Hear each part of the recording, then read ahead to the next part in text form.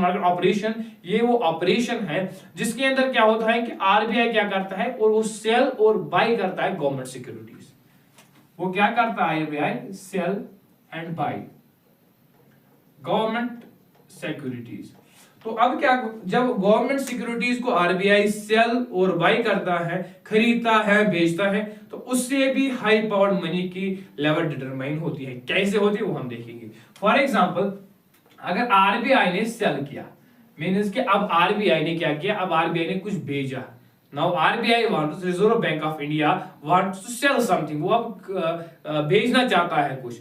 तो जब उसने कुछ भेजा तो जाहिर सी बात है इसे क्या होगा, तो लोगों को पैसे देने हैं, तो उससे क्या होगा कि जो अब हाई पावर्ड मनी है वो डिक्रीज हो जाएंगी।